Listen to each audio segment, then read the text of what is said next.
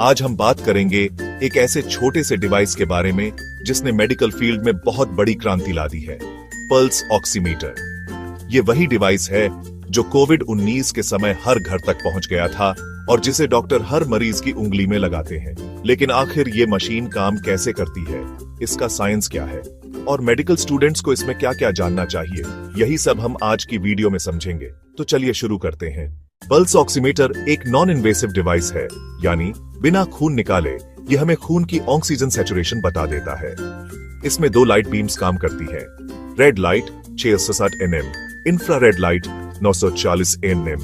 खून में हीमोग्लोबिन के 2 रूप होते हैं, ऑक्सी हीमोग्लोबिन HB2, ये ज्यादा इंफ्रारेड अब्सॉर्ब करता है, डिऑक्सी हीमोग्लोबिन HB, ये ज्यादा रेड अब्सॉर्ब करता है।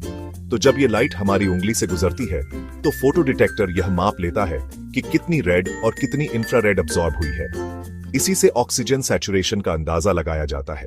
अब आप सोचेंगे कि लाइट तो हमारी स्किन, बोन और वीनस ब्लड से भी गुजर रही है, फिर ऑक्सीजन सैचुरेशन सिर्फ आर्टीरियल ब्लड का कैसे मिलता है? यही है पल्स ऑक्सीमीटर का कमाल।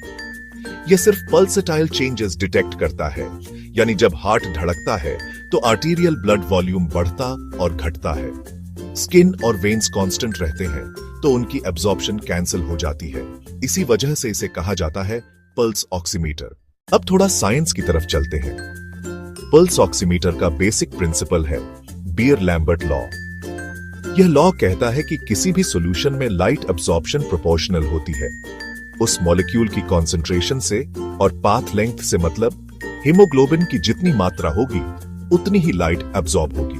डिवाइस एक रेशियो निकालता है, RS AC red DC red, ACIR DCIR, जहां AC ड्यू पल्सेटल कंपोनेंट और DC डीज कांस्टेंट कंपोनेंट। फिर इस रेशियो को कैलिब्रेशन कर्व से कंपेयर करके SpO2 निकाला जाता है। नॉर्मल SpO2 वैल्यू होती है 2500%। अगर हम इसके पार्ट्स देखें तो 4 मेन कंपोनेंट्स होते हैं।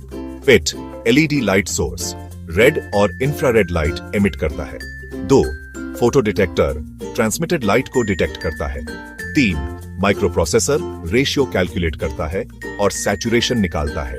4 डिस्प्ले स्क्रीन, जहां SpO2 और पल्स रेट दिखता है।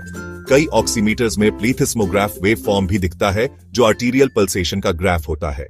क्लिनिकल प्रैक्टिस में पल्स ऑक्सीमीटर बहुत काम आता है। ICU और ऑपरेशन थिएटर में कंटिन्यूअस मॉनिटरिंग के लिए, इमरजेंसी में हाइपोक्सिया डिटेक्ट करने के लिए, होम केयर में क्रॉनिक पेशेंट्स को मॉनिटर करने के लिए।